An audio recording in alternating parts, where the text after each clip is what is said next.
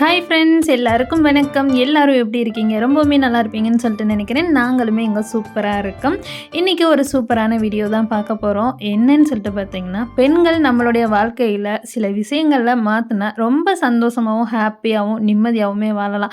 சின்ன சின்ன விஷயங்கள் தான் நான் ஃபாலோ பண்ணுற விஷயத்த உங்களோடையுமே ஷேர் பண்ணிக்கிறேன். அன்றைக்கி காலையிலேயே ஒரு 5:30 போலயே என்னோட ரொட்டீன் வந்து ஸ்டார்ட் ஆயிருச்சு. காலையில் மாவு அரைச்சிட்டு அப்படியே வந்து பிள்ளைங்களுக்கான லஞ்சுமே பேக் பண்ணுற வேலை இருந்துச்சு. ஃபஸ்ட்டு விஷயம் என்னன்னு பார்த்தீங்கன்னா, ரெஸ்பான்ஸ் இல்லாத இடத்துல வந்து நம்ம இருக்கவும் கூடாது. அந்த ரெஸ்பான்ஸ் இல்லாத உறவுகள்கிட்ட வந்து நம்மளுடைய வந்து உறவுகள் மீண்டும் மீண்டும் தொடரணுமான்னு சொல்லி கேட்டிங்கன்னா தேவை கிடையாதுன்னு சொல்லிட்டேன். உறவுகள் மட்டும் இல்லை, நம்மளை சுற்றி எந்த விஷயமா வேணாலும் இருக்கலாமே. நீங்கள் வந்து தொடர்ந்து அவங்கள்ட்ட வந்து நம்ம ரிலேஷன்ஷிப் மெயின்டைன் பண்ணணும்னு சொல்லிட்டு எல்லாத்துக்கும் தாழ்ந்து தாழ்ந்து போகிறீங்க. ஆனால் அந்த ஆப்போசிட் சைடு இருந்து நம்மளை அவாய்ட் பண்ணுறாங்க. நார்மலாக வந்து ஒரு வாட்ஸ்அப்பில் கூட நம்மளுடைய மெசேஜ் பார்த்தா ரிப்ளை பண்ண மாட்டாங்க. லேட்டாக ரிப்ளை பண்ணுறது, நம்ம ஏதாவது வந்து அவங்கள அக்கறையாக விசாரிப்போம். ஆனால் நம்மளுக்கு உடம்பு சரியில்லாத நேரங்கள்லையோ மற்ற எப்போ வேணாலும் பார்க்கலாம்.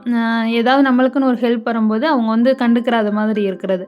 அதாவது நம்மளோட வந்து பேசிகிட்டே இருப்பாங்க. ஆனால் வந்து சில உறவுகள் வந்து நம்மளை வந்து கண்டுக்கிற, ஐயோ எனக்கு தெரியாதே, நீ முன்னாடியே சொல்லியிருக்கலாம் அப்படின்னு. அந்த மாதிரி நம்மள்ட்ட வந்து எந்த ஒரு ரெஸ்பான்ஸுமே இல்லாத உறவுகளோ சரி, பழக்கவழக்கங்களோ சரி, நம்மளுக்கு வந்து தேவையில்லன்னு தான் சொல்லி நினைப்பேன். ஏன்னா இதனால் பார்த்திங்கன்னா நம்மளுடைய டைம் தான் வேஸ்ட்டு. அவங்க வந்து நம்மளை வந்து யூஸ் பண்ணிவிட்டு தூர தூக்கி போடுற ஒரு டிஷ்யூ பேப்பர் மாதிரி தான் நம்மளை யூஸ் பண்ணிக்கிறாங்க. அந்த மாதிரி ரிலேஷன்ஷிப்பை வந்து கம்ப்ளீட்டாக வந்து அவாய்ட் பண்ணிடுங்க. அவங்ககிட்ட வந்து மீண்டும் மீண்டும் வந்து நம்ம வந்து பழக்கம் வச்சுக்கிறது நம்மளுக்கு தான் waste of time. Next one என்னன்னு பார்த்தீங்கன்னா, எல்லாமே ஓகே. குடும்பத்தில் உள்ள என் குழந்தைங்க, ஹஸ்பண்ட் மேலே நல்லா நான் பாசமாக இருக்கேன். ஆனால் அவங்க திருப்பி வந்து என் மேலே பாசமாகவே இல்லை அப்படின்னு சொல்லிட்டு நிறைய பேர் நம்ம ஃபீல் பண்ணுறது உண்டு. நிறைய எக்ஸ்பெக்டேஷனோட அவங்கள்ட்ட வந்து, அதாவது ஒரு கண்ணாடி கிளாஸ்லேயோ வந்து நம்ம கொஞ்சம் தண்ணி ஊற்றுறோம்னா அதனுடைய கொள்ளளவுக்கு ஏற்றாப்புல தான் வந்து அது வந்து தண்ணி வந்து அக்செப்ட் பண்ணிக்கிறோம். அதுக்கு மேலே நம்ம தண்ணி ஊற்றிக்கிட்டே இருந்தோம்னா அது கீழே வடிய தான் செய்யும். ஸோ நம்ம பாசன்ற பேரில் வந்து குழந்தைங்களையோ ஹஸ்பண்டோ வந்து ஓவர் டார்ச்சருமே பண்ணிக்கிட்டே இருக்கக்கூடாது. அவங்களுக்கான வேலையை வந்து அவங்க பார்த்துக்கிட்டே இருக்கட்டும். அவங்களுக்கு என்ன தேவையோ அதை மட்டும் நம்ம செஞ்சு கொடுத்தா போதும்.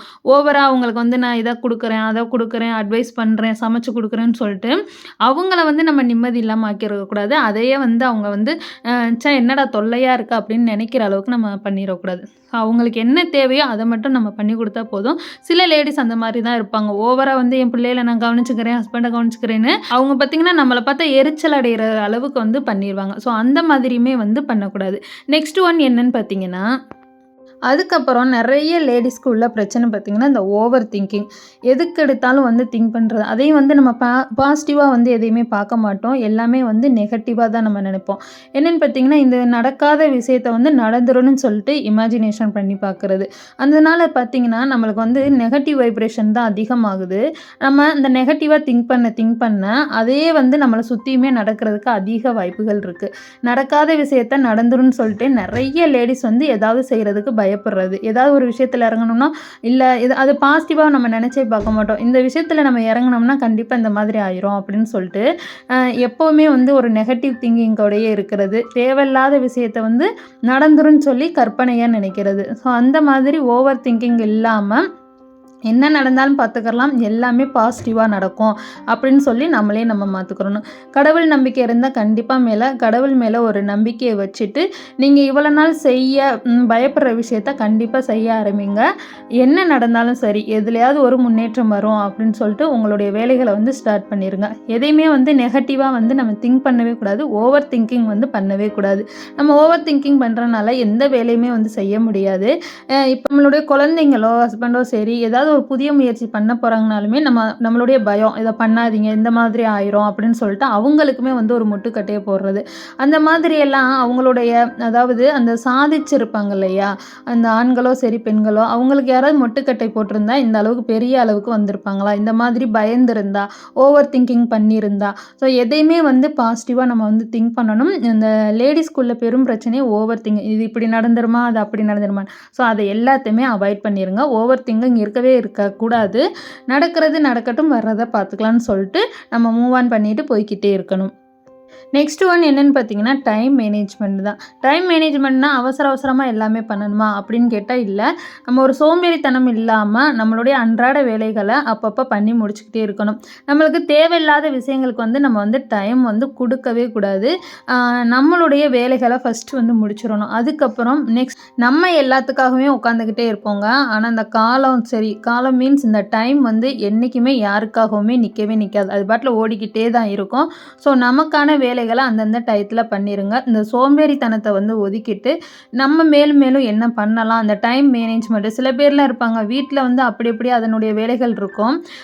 அதெல்லாம் விட்டுட்டு பக்கத்தில் போய் கதை பேசுகிறது, பிள்ளைங்களுக்காக நம்ம நிறைய டைம் சொல்லலாம். இப்போல்லாம் எல்லாருமே படிச்சிருக்கோம், செலவு பண்ணி டியூஷன் அனுப்புகிறப்பல நம்மளே அவங்களுக்கு சொல்லிக் கொடுக்கலாம். அந்த டயத்தை நம்ம என்ன சில லேடிஸ் சீரியல் பார்க்குறது அந்த மாதிரி பண்ணுவாங்க. கேட்டால் குழந்தைங்க மேலே சொல்கிறது, வீட்டில் இருந்து அவன் படிக்கவே மாட்டான், டிவி பார்த்துக்கிட்டு இருப்பான்னு. ஸோ அந்த மாதிரியெல்லாம் நம்ம பண்ணும்போது இதனால் நம்ம டைம் மேனேஜ்மெண்ட் ரொம்ப ஷார்ப்பாக இருக்கும்.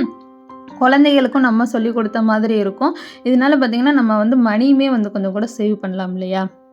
உண்மைக்குமே இந்த வேலைக்கு போகிற பெண்கள்லாம் ரொம்பவுமே நம்ம பாராட்டலாம். என்னென்னு பார்த்தீங்கன்னா, காலைல வேகமாகவே எந்திரிச்சிட்டு எல்லா வேலையும் முடிச்சுட்டு அவங்க ஒர்க்குக்கும் போயிட்டு ஈவினிங் பிள்ளைங்களையும் பார்த்துக்கிட்டு நைட்டுக்கான சாப்பாடுமே சமைச்சு சாப்பிட்டு திருப்பியுமே அவங்க ரொட்டீன் ஸ்டார்ட் ஆகிடும். அவங்களுக்குலாம் பார்த்திங்கன்னா இந்த ஞாயிற்றுக்கிழமையெல்லாம் பார்த்திங்கன்னா ஒரு பெரிய பொக்கிஷம் மாதிரி தான் இருக்கும். அந்த மாதிரி அவங்களாம் ஓடிக்கிட்டே இருப்பாங்க. உண்மைக்குமே அவங்கள பார்த்து நம்மலாம் பழகிக்கிறோனுங்க. இப்போ சின்ன குழந்தைங்க குட்டி குட்டி குழந்தைங்க வச்சுருக்காங்க அப்படின்னா வேலைக்கெலாம் போக முடியாது. மற்றபடி நம்ம என்ன பண்ணலாம், நம்ம ஏதாவது யூஸ்ஃபுல்லாக அந்த டைம் மேனேஜ்மெண்ட்டில் பண்ணலாம். ஏதாவது ஒரு லாங்குவேஜ் எடுத்து படிக்கலாம். அதுக்கப்புறம் ஏதாவது ஸ்டிச்சிங் ஏதாவது நம்ம ஒன்று கற்றுக்கலாம். நம்மளுடைய வேலைகளை முடிச்சுட்டு அதுக்கப்புறம் இருக்கிற டயத்தை நம்மளுக்கு யூஸ்ஃபுல்லானதை மாற்றிக்கலாம். இல்லை அதுக்கெல்லாம் எனக்கு நேரம் கிடையாதுன்னா சூப்பரான ஒரு இது இருக்குங்க, புக்ஸ் படிக்கிறது. நம்ம எவ்வளோக்கு எவ்வளோ புக்ஸ் படிக்கிறோமோ அந்த அளவுக்கு நம்ம ரொம்ப மெச்சூர்டாக ஃபீல் பண்ணுவோம்.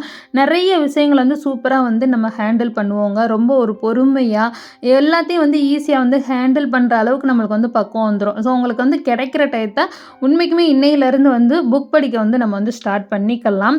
ஒவ்வொரு புக்கையும் நம்ம ஸ்டோரியாக எடுத்து ஒவ்வொரு நாளும் படிக்க உண்மைக்குமே நம்மளுடைய நாலேஜ் வளர்ந்துக்கிட்டே இருக்கும். கல்யாணம் ஆகிட்டா வெறும் கிச்சனில் தான் நிற்கணும், குழந்தைங்களை மட்டும்தான் பார்க்கணும், ஹஸ்பண்டுக்கு வேண்டதான் செஞ்சு கொடுக்கணும் அப்படின்லாம் கிடையவே கிடையாது. நம்மளுக்குன்னு டைம் எடுத்து இந்த செல்ஃப் கேர் அதுதான் பண்ணணும் கிடையாது. புக்ஸ் நிறைய படிங்க, ரொம்பவுமே நல்லாயிருக்கும், மைண்டுமே ரொம்ப ரிலாக்ஸாக இருக்கும். அதுக்கப்புறம் நெக்ஸ்ட் ஒன் என்னென்னு பார்த்தீங்கன்னா, ரொம்பவுமே முக்கியமான விஷயம், சுவர் இருந்தால் தான் சித்திரம் வரைய முடியும். இது எல்லாமே செய்கிறதுக்கு ஃபஸ்ட்டு நம்ம ஹெல்த் கண்டிஷன், நம்ம உடம்பு நல்லா இருந்தால் தான் எல்லா வேலையுமே நம்ம செய்ய முடியும். இதுக்கு எல்லாமே பேசிக்கான ஒரு விஷயம் என்னென்னு பார்த்தீங்கன்னா, அவுட் சைட் ஃபுட்டை அவாய்ட் பண்ணுறது. எதுவாக இருந்தாலுமே வீட்டில் சமைச்சு சாப்பிடுங்க. குழந்தைங்களுக்காக இருந்தாலும் சரி, நம்மளுக்காக இருந்தாலும் சரி, அது என்னவாக இருந்தாலும் பிள்ளைங்க ஏதாவது வெளியில் ஒரு வடை இந்த மாதிரி கேட்டால் கூட வீட்டிலையே சமைச்சு சாப்பிடுங்க. அதான் ரொம்ப, வெளியில் என்னென்ன கெமிக்கல்ஸ் கலக்கிறாங்க நம்மளுக்கு தெரியாது இல்லையா? ஓகே, இந்த வீடியோ பிடிச்சிருந்தா லைக் ஷேர் பண்ணிக்கோங்க. தேங்க்யூ.